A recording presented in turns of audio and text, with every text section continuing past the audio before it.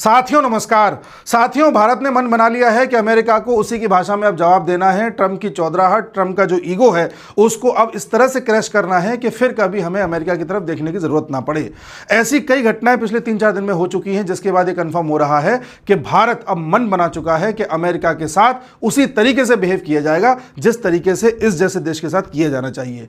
इसी क्रम में भारत ने यूक्रेन के ज़ेलेंस्की से बात करी, उनको उनके स्वतंत्रता दिवस पर बधाई दी और प्रधानमंत्री मोदी ने ज़ेलेंस्की को न्योता दिया है कि आप भारत आइए, भारत आकर के बातचीत करते हैं। जो ये युद्ध चल रहा है यूक्रेन का और रशिया का, इसको लेकर के कुछ समाधान निकालने का प्रयास करते हैं। इस प्रकार की कुछ बातें हुई हैं जिस पर ज़ेलेंस्की ने पलट करके कहा है कि हम भारत के शुक्रगुजार हैं कि भारत इस मुद्दे पर आगे आकर के बात करने को तैयार है। भारत शांति की पहल कर रहा है, भारत खुद इस मामले को शांत करना चाहता है, ख़त्म करना चाहता है। इसके लिए हम भारत का धन्यवाद देते हैं, उनका शुक्रिया करते हैं, ऐसा ज़ेलेंस्की ने कहा है। हो सकता है ज़ेलेंस्की भारत आएँ। इस साल पुतिन भी भारत आ रहे हैं, यानी भारत दुनिया का एकमात्र ऐसा देश होगा जो रशिया और यूक्रेन दोनों को होस्ट करने जा रहा होगा। बताइए, दुनिया का दूसरा ऐसा कौन सा देश है जो इस तरह की कैपेबिलिटी रखता हो, या जिसने अपनी जियोपॉलिटिक्स को या जितने भी वैश्विक संबंध हैं उसको इस कदर डेवलप किया हो कि दोनों देश भारत पर भरोसा रखते हुए भारत में आ रहे हैं। आप कहेंगे अमेरिका में भी तो गए थे। अमेरिका में तो इसलिए गए थे क्योंकि अमेरिका इस युद्ध में खुद इनडायरेक्टली इन्वॉल्व है।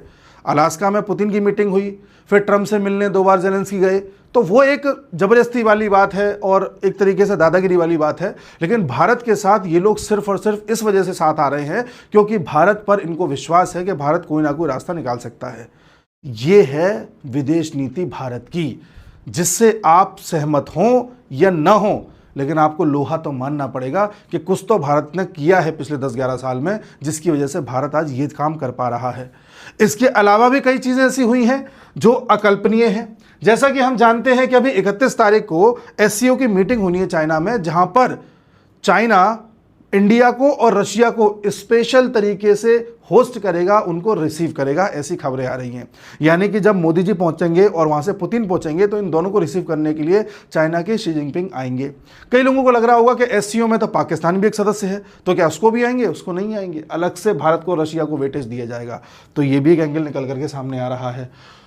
उधर यूक्रेन तो भारत के कंट्रीब्यूशन को लेकर के धन्यवाद दे ही रहा है। अब भारत ने ऐसा क्या कर दिया है जिससे कि हम कह रहे हैं कि ऐसे कई पॉइंट सामने आ रहे हैं जिससे कि ये कंफर्म हो चुका है कि भारत ने मन बना लिया है कि अब यूएसए को ढंग से देख लेना है। तो साहब, पहला पॉइंट तो ये है कि अभी एक खबर बड़ी वायरल हुई है पूरी दुनिया में कि ट्रंप पिछले कई दिनों से 4 बार प्रयास कर चुके हैं प्रधानमंत्री मोदी से बातचीत करने की, लेकिन मोदी जी उनका फ़ोन रिसीव ही नहीं कर रहे हैं। तो जब इस लेवल का मोदी जी ने अब ठान लिया है कि ये आदमी कुछ भी बकता है, मैं भी फ़ोन उठा लूँगा, जरा सी बात होगी कुछ और छाप देगा, कुछ और कह देगा, तो इस आदमी पर भरोसा नहीं किया जा सकता। जब इस लेवल पर भारत इग्नोर करने पर इमादा है तो इसका मतलब ये है कि भारत ने अन्य रास्ते खोज लिए हैं यूएसए के विकल्प के तौर पर। साथियों, हम लोगों ने पता है गलती करी है समय समय पर, और कुछ गलतियों से सीखा भी है, कुछ नहीं भी सीखा है। जैसे 1965 में भारत और पाकिस्तान का युद्ध हुआ था, तब पाकिस्तान के पीछे खड़ा हुआ था यूएसए, और यूएसए ने भारत को धमकाते हुए कहा था कि अगर तुमने पाकिस्तान से युद्ध बंद नहीं किया तो जो PL 480 नाम का एक गेहूं था जो अपने यहाँ पर यूएसए चूहों को खिलाता था, वो गेहूं हमको भेजता था ताकि हमारे यहाँ लोगों को अनाज मिल सके। तो यूएसए ने कहा था कि ये अनाज देना बंद कर दूंगा अगर तुमने पाकिस्तान से युद्ध नहीं रोका तो। हमारे शास्त्री जी ने कहा ऐसा है, रोक दे, कोई दिक्कत नहीं है, जय जवान जय किसान, मैं अपने देश को समझा लूंगा, हम अपने देश में अन्न पैदा करेंगे। तब भारत में ग्रीन रेवोल्यूशन आया था, हरित क्रांति आई थी, और भारत ने अपनी कृषि को इतना ज़्यादा उस समय से ग्रो कर लिया कि आज हमें किसी दूसरे देश पर निर्भर नहीं करना पड़ता। हम कृषि के मामले में आत्मनिर्भर हैं। ये बात सही है, उसमें कई खामियां हैं, किसानों की आय नहीं बढ़ पा रही, तमाम और दिक्कतें हैं, लेकिन हम आज अमेरिका पर निर्भर नहीं है अपना पेट भरने के लिए। तो 1965 में अमेरिका ने जिस तरह से हमको ये एक स्टेप दिखाया था, इसके बाद हम एक क्षेत्र में आत्मनिर्भर बन गए। फिर 1971 में युद्ध हुआ, जब भारत और पाकिस्तान का युद्ध चल रहा था और भारत ने पाकिस्तान के 2 टुकड़े करवा के बांग्लादेश बनवा दिया था, तब भी अमेरिका अपना 7वां बेड़ा लेकर के नेवी का आ गया था, हमको धमका रहा था। तो उसके बाद रशिया भी ले आया था, यानी यूएसएसआर ले आया था, फिर दोनों ही वापस लौट गए थे, वो सब जानते हैं। लेकिन अमेरिका जिस तरह से उस वक्त भारत को धमका रहा था या जिस तरह से पाकिस्तान का साथ दे रहा था, फिर भारत ने ये जान लिया था कि हमें अब परमाणु परीक्षण करने की आवश्यकता है। तो उसी से प्रेरित होकर के हमने 1974 में 1974 में अपना पहला न्यूक्लियर टेस्ट किया था। तो ये सबक हमने वहाँ से लिया, अमेरिका ने हमको एक तरीके से सबक सिखाया और हमने फिर इस स्टेप को उठाया और अपने आप को और मजबूत किया। फिर 1999 का युद्ध हुआ, पाकिस्तान के साथ। तब हमने अमेरिका से कहा कि भाई तुम अपने जीपीएस का या थोड़ा हमको सहायता दे दो, हम ये देखना चाहते हैं कि ये पाकिस्तान के जितने भी सैनिक हैं पहाड़ियों पर कहाँ कहाँ छुपे हैं, हमको थोड़ा मदद लेना है। तब अमेरिका ने भारत को मना कर दिया और भारत को एक तरीके से धमकाया भी कि तुम जो है इस तरह के युद्ध में इन्वॉल्व मत हो। और अमेरिका के जरिए पाकिस्तान कहलवा भी रहा था, या कहें कि पाकिस्तान के ऊपर रख करके अमेरिका कह रहा था कि भारत ने युद्ध नहीं रोका तो भारत पर परमाणु बम गिर सकता है पाकिस्तान के द्वारा। इस तरह की एक ब्लैकमेलिंग आई थी। तो उस समय हमको रियलाइज़ हुआ कि हमें इस जीपीएस जैसी व्यवस्था को भी डेवलप करना चाहिए, क्योंकि कल को मान लो इसकी ज़रूरत पड़ी तो अमेरिका तो पीछे हट जाएगा, तो हम क्या करेंगे। वहाँ से फिर हमने अपना खुद का नेविगेशन सिस्टम बनाना स्टार्ट किया और हम नाविक की तरफ आगे बढ़े, जिसको हम पूरी तरह से डेवलप कर चुके हैं। जैसे जीपीएस है यूएसए का, ऐसे हम नाविक लेकर के आए। तो यहाँ से हमने ये सबक लिया। हम पे सैंक्शंस भी लगे थे। इससे पहले जब हमने परमाणु परीक्षण किया था अटल बिहारी वाजपेयी जी के टाइम पर, तब अमेरिका ने हम पर सैंक्शंस भी लगाए थे। फिर बाद में सैंक्शंस उसने हटा दिए थे। फिर धीरे धीरे अमेरिका के साथ हमने न्यूक्लियर डील भी करी और आगे रिलेशंस बड़े बेहतर करने की कोशिश करी। लेकिन अब ट्रंप ने उन रिलेशंस को बिल्कुल नीचे ले जाकर के खड़ा कर दिया है और इसमें अब सुधार की गुंजाइश बहुत कम है। तो मैं कहना क्या चाह रहा हूं, 1965, 1971, 1999 और बीच में न जाने ऐसे छोटी मोटी कई घटनाएं हैं जब अमेरिका ने हमको किसी न किसी तरह से धोखा या किसी न किसी तरह से ऐसा कोई कदम हमारे खिलाफ उठाया, जिसके बाद हमने अपना कोई एक सेक्टर अच्छा कर लिया था।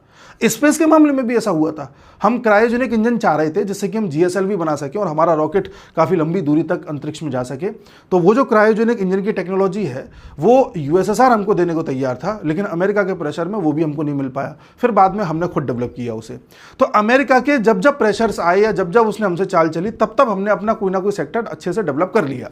लेकिन हम मात यहाँ खा गए कि हमने इस बात पर ध्यान नहीं दिया कि कल को अगर अमेरिका ने हमारे सभी सेक्टरों पर हमला कर दिया तब हम क्या करेंगे। हमें आत्मनिर्भर होने का निर्णय बहुत पहले कर लेना चाहिए था। 1978 में चाइना ने अपनी इकोनॉमी को खोल दिया था। वो जो सोशलिस्ट करते थे, कम्युनिस्ट करते थे, उन्होंने खोल दिया था। कहने को चाइना कम्युनिस्ट कंट्री है, लेकिन अंदर ही अंदर से वो पूरे कैपिटलिस्ट है। वो 1978 में ही कर दिया था। हमें ये करने में 1991 हो गया। एलपीजी रिफॉर्म्स हम लेकर के आ रहे हैं। तो चाइना 1978 में अपनी इकोनॉमी को खोल रहा है और हम 1976 में क्या कर रहे हैं, 1976 में अपने संविधान में प्रियम्बल में एक शब्द जोड़ रहे हैं, सोशलिस्ट। इंदिरा गांधी घोषणा करवा रहे हैं कि हम तो समाजवादी अर्थव्यवस्था हैं, यहाँ तो सब कुछ सरकारी होगा।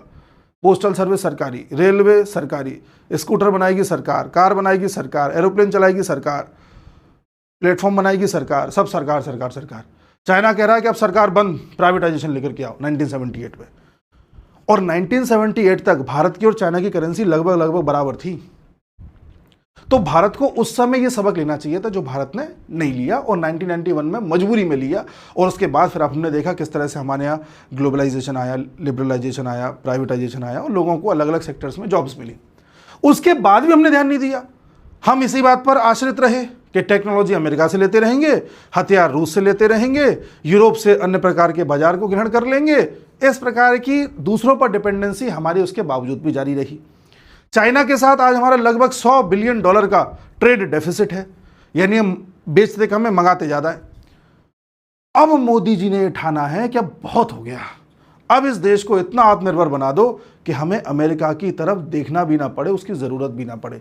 भारत को आज अमेरिका की जो ज़रूरत पड़ रही थी या जिस वजह से भारत आश्रित था अमेरिका पर, वो ये था कि हमें अमेरिका से टेक्नोलॉजी चाहिए थी, हमें अमेरिका से एआई में मदद चाहिए थी, हमें अमेरिका से स्पेस सेक्टर में मदद चाहिए थी, हमें अमेरिका से अन्य प्रकार के सेमीकंडक्टर डेवलपमेंट में मदद चाहिए थी, जैसे चाइना ने अपने आप को मजबूत कर लिया।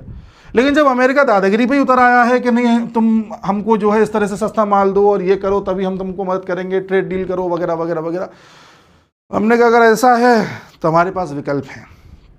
अब इसकी खबर जो आज आती है वो ये कि भारत ने बोल दिया है कि हम दुनिया के 40 देशों को आउटरीच करेंगे, वहाँ पर आउटरीच प्रोग्राम चलाएंगे। यानी 40 अलग अलग देशों में भारत अपना दस्ता भेजेगा और उनसे बात करेगा कि भाई हम ये चाहते हैं कि हमारे यहाँ पर जो ये टेक्सटाइल है, ये जो कपड़ा उद्योग है, तो हमारा कपड़ा यूएस में बिक नहीं पा रहा है, महंगा हो गया है टैरिफ लगने की वजह से, तो हम चाहते हैं कि आप इसे खरीदें। और ये 40 देश पता है कौन से हैं? अब आप देखिए, लिस्ट देखिए आप। अभी आपको पता चलेगा कि पिछले 11 साल से प्रधानमंत्री मोदी कर क्या रहे हैं। जो लोग ये सोशल मीडिया पर डालते हैं ना, कह रहे प्रधानमंत्री तो घूमते ही रहते हैं, ये तो फ्लाइट मोड पर ही रहते हैं, ये तो विदेशों के ही शौकीन हैं। एक एक देश में जाकर के 11 साल से संबंधों को बेहतर कर रहे हैं कि कल को ऐसी नौबत आ गई जो आज आई हुई है। आज से 50% टैरिफ लग चुके हैं अमेरिका के हम पर। ये जो नौबत आई है, ऐसी नौबत में अब यही देश काम आएंगे। आप नाम पढ़िए देशों का। देश है आपका Germany, France, Italy, Meloni, Spain, Netherlands, Poland, Canada, Mexico, Russia, Belgium, Turkey. अब टर्की हो गया, ये कनाडा हो गया, इनसे मामला गड़बड़ाया हुआ है, पर देखते हैं क्या हो सकता है। यूएई और ऑस्ट्रेलिया, ऐसे न जाने 40 देश हैं जिनके साथ हम कोशिश करेंगे कि इनसे हमारा कोई ना कोई ये कपड़े का माल हमारा बिक सके वहाँ पर। क्योंकि अमेरिका में जो चीज़ हम बेच रहे थे उसमें कपड़ा भी एक था, और कपड़े पर बहुत बड़ी मार पड़ेगी। यानी कि जो कपड़ा पहले 100 रुपये का अमेरिका में बिक रहा था भारत से जाकर के, वो अब लगभग 150 के आसपास का बिकेगा। तो शायद हमारा कपड़ा ना खरीदें वो लोग, तो हम अपना कपड़ा फिर कहाँ बेचेंगे? वो कपड़ा हम बेचेंगे। अब देखो सुनो क्या लिखा है। India already exports to over 220 countries, यानी कि भारत अभी लगभग 220 से भी अधिक देशों को ये बेच रहा है सारा माल। बट ये जो 40 देश हैं जिनसे हम बात करने जा रहे हैं, ये सबसे ज्यादा ग्रहण करते हैं, सबसे ज्यादा खरीदते हैं। देखिए कैसे, ये जो 40 देश हैं ये लगभग 590 बिलियन डॉलर से भी अधिक का कपड़ा खरीदते हैं। 590 बिलियन डॉलर का। और हम जो बेच रहे हैं, या जो अभी भारत एक्सपोर्ट कर रहा है दुनिया में, वो दुनिया का लगभग 5% के आसपास कपड़ा है जो हम एक्सपोर्ट करते हैं। एक बार इसका भी मैं आंकड़ा आपको दिखा देता हूं। देखिए हमारे को जो लॉस होने वाला है, हम जो एक्सपोर्ट करते हैं यूएसए को, उसमें लगभग 48 बिलियन डॉलर का जो एक्सपोर्ट हम कर रहे हैं यूएस को, उस पर फर्क पड़ेगा इस टैरिफ की वजह से। तो हम चाहते हैं इसको डाइवर्ट करें कि दाएं बाएं, हमें यूएस को भेजना ही ना पड़े, हम अन्य देशों को भेजें। तो इसमें कौन सा वो सेक्टर है जो सबसे ज़्यादा अफेक्टेड है? ये 48 बिलियन में कौन कौन से आ रहे हैं, तो ये भी देख लीजिए। इसमें टेक्सटाइल, कपड़ा, वही क्लोथिंग, जेम्स, रत्न, ज्वेलरी, ठीक है, shrimp, leather, footwear, animal product, chemical, electrical and mechanical machinery, ये सब आता है।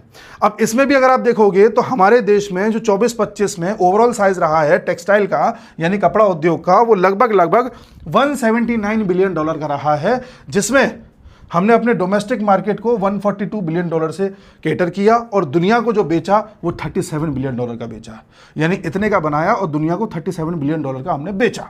ठीक है साहब। पूरी दुनिया में कितना खरीदा जाता है? पूरी दुनिया में कपड़ा लगभग 800 बिलियन डॉलर का खरीदा जाता है, जिसमें से हम बेचते हैं 37 बिलियन डॉलर का। ठीक है। हम अब ये चाहते हैं कि अब इन 40 देशों के साथ हम अपने संबंधों को और बढ़िया करें, डील्स करें, और ये जो कपड़ा हम यूएसए में बेच रहे थे वहां बेचें। धीरे धीरे ये रत्न हो गए, ज्वेलरी हो गई, ऑयल हो गया, इनका भी हम डाइवर्सिफिकेशन करेंगे, और भारत सरकार अगले 6 महीने में ये सारे विकल्प ढूंढ लेगी कि किस तरह से हम किस प्रोडक्ट को कहां पर बेच सकते हैं। अभी आपको थोड़ी देर पहले मैंने बताया था कि भारत अमेरिका पर डिपेंडेंट है टेक्नोलॉजी के लिए। अब देखो भारत का विकल्प, ये देखिए, जापान से बातचीत चल रही है, जापान के यहाँ पर मिनिस्टर लोग और ब्यूरोक्रेट्स आए हुए हैं। तो क्या बात हुई है साहब? जापान ने कहा है कि भारत में अगले 10 साल में हम लगभग 68 बिलियन डॉलर का, लगभग 5,95,000 करोड़ का निवेश करेंगे। कौन? जापान करेगा भारत में। किस सेक्टर में? आर्टिफिशियल इंटेलिजेंस में, चिप्स बनाने में, सेमीकंडक्टर इंडस्ट्री में, जिससे भारत इस सेक्टर में आगे बढ़े। ढूंढ लिया विकल्प, आगे देखिए। जापान की सुजुकी नाम की कंपनी ने यह कहा है कि हम भारत में अगले 5-6 साल तक लगभग 8 बिलियन डॉलर का निवेश करेंगे, जिससे भारत में ई व्हीकल्स बन सकें। वो जो टेस्ला यूएसए वाला बना रहा है इलोन मस्क, वैसी ई व्हीकल यहां बनेगी। और कल प्रधानमंत्री मोदी ने जो ये सुजुकी विटारा है, ये ई विटारा है, इसका भी एक तरीके से पर्दा उठाया इसके ऊपर से, और इसको भी मार्केट में लॉन्च किया। भारत में जो ये जापान निवेश करने जा रहा है, इस निवेश के बाद भारत में सुजुकी कंपनी की ई व्हीकल्स बनेंगी, जो 1 साल में लगभग 1 लाख यूनिट्स निकालेगी। यानी भारत 1 साल में 1 लाख इस तरह की कारें बनाएगा। और इतना ही नहीं, ये कारें दुनिया में बेची भी जाएंगी अन्य देशों में। और जापान की कंपनी है, भारत में बनेगा और भारत बना के जापान को ही बेचेगा। ये 100 देश जिसमें बेचे जाएंगे, उसमें 100 देशों में जापान भी शामिल है। लाइन देखिए, आपको दिखा देता हूं, कईयों को विश्वास नहीं होता ना। देखिए, Suzuki Motors already produces 17 models in India for export to around यानी कि भारत में टोटल 17 मॉडल्स बन रहे हैं इसी सुजुकी के, जो दुनिया के 100 देशों को बेचे जाएंगे, जिसमें जापान भी शामिल है। इसे कहते हैं geopolitics, international relations. International relations रातों रात बनते नहीं हैं, बिगड़ तो जाते हैं, अमेरिका ने बिगाड़ लिए, लेकिन बनाने में पिछले 11 साल लगे हैं। इसलिए आज अगर भारत इटली जाएगा ये कहने के लिए कि हम अपना कपड़ा आपको बेचना चाहते हैं, तो इटली को हाँ करना पड़ेगा। भारत जापान से संबंध बना रहा है इतने लंबे समय से, तो जापान भारत में निवेश कर रहा है। अच्छा, आप कहोगे अगर अमेरिका इनसे कह देगा तो ये मानेंगे ही नहीं। अमेरिका इनसे ही बिगाड़ चुका है, तो ये खुद बेचारे परेशान हैं, इन्हें खुद मार्केट चाहिए। इन्हें भी तो डर है ना कि अमेरिका कल को इनके साथ भी ऐसा ना कर दे। यूक्रेन को आप देख ही रहे हैं किस तरह से बीच भंवर में छोड़ दिया। तो ये पूरा खेल है जो चल रहा है। जियोपॉलिटिक्स रातों रात नहीं बनती। तो जो लोग बड़े उतावले थे, ब्रेन वॉश्ड थे, जिनको कुछ यूट्यूबर्स जर्मनी में बैठ करके ब्रेन वॉश कर देते थे कि देखो मोदी जी तो घूमते ही रहते हैं, ये तो यही करते रहते हैं, अब समझ में आ रहा है कैसे रिलेशंस बनते हैं। यहाँ से देखना, भारत चाइना का विकल्प बनेगा आने वाले 10 साल में। आप देखिएगा, जो चाइना में मैन्युफैक्चरिंग इंडस्ट्रीज लग चुकी हैं वो हाल भारत का होगा। और डॉलराइजेशन 2030 तक आप देख लीजिएगा। ब्रिक्स की जितनी भी पकड़ है और मजबूत होती हुई आपको दिख जाएगी 2030 तक। तो ये पूरी बिसात बिछाई जा रही है भारत के द्वारा अमेरिका के विरुद्ध। पीछे खड़े हैं रशिया और चाइना, और इन तीनों की जो तिगड़ी है ये अमेरिका को। तो ये है आज का वीडियो का एनालिसिस। मिलते हैं अगले वीडियो में, तब तक के लिए जय हिंद।